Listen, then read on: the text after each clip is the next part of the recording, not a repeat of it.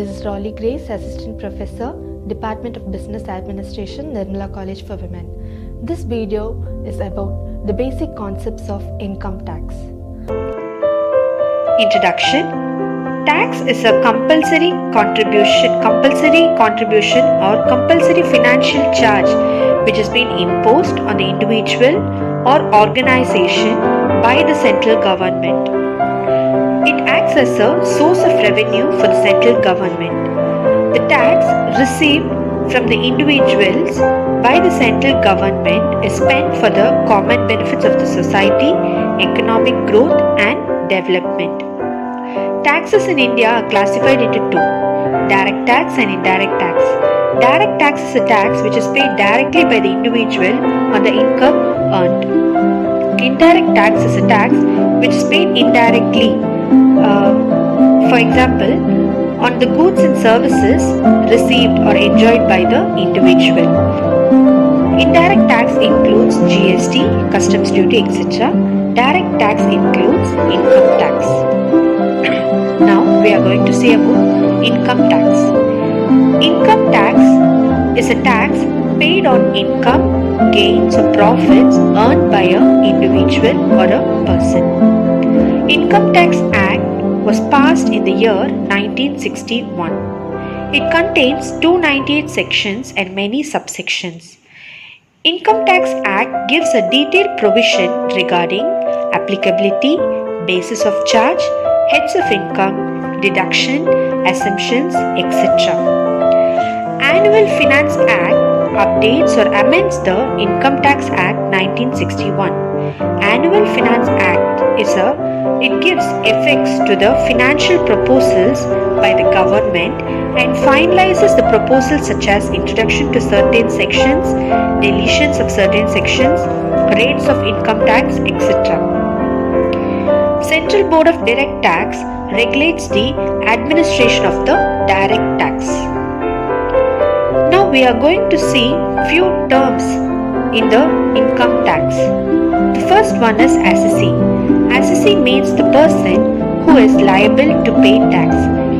In general, the taxpayer is considered to be the assessee. The second term is person.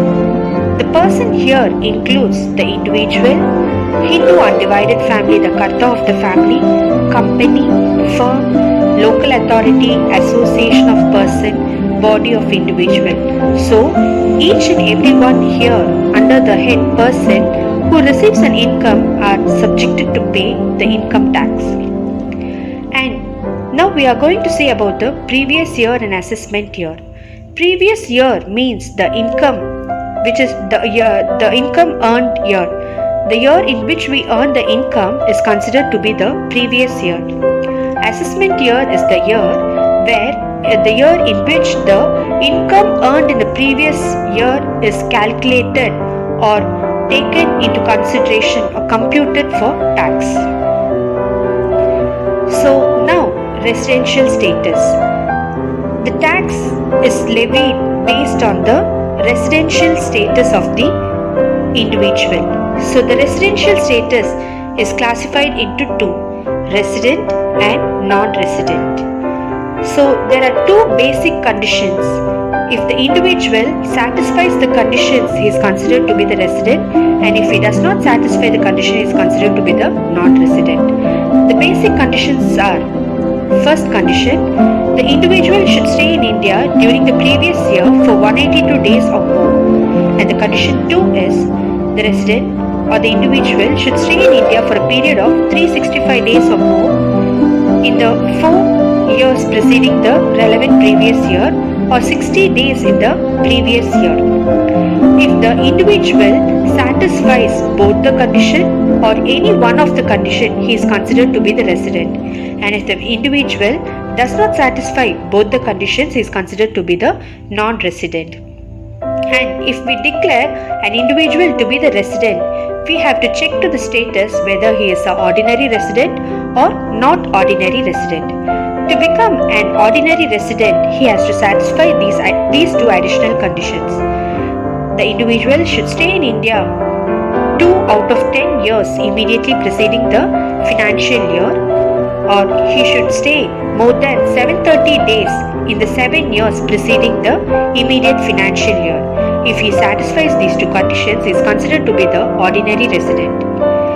And the resident is considered or declared as not ordinary resident if he does not stay in India for 9 years out of 10 preceding years, or if he does not stay in India for less than 729 days.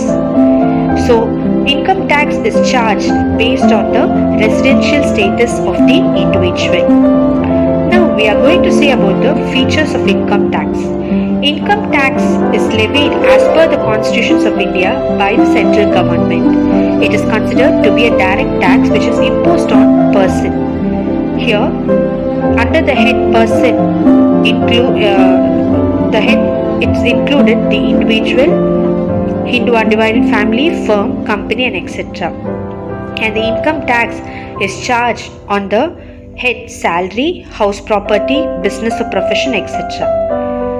So again, the income is classified under 5 heads: income from salary, income from house property, income from business or profession, income from capital gains, income from other sources. So whenever an individual receives an income under any one of the following 5 heads, he is supposed to pay income tax. Hope you all have understood the basic concept of Indian taxation system. Thank you.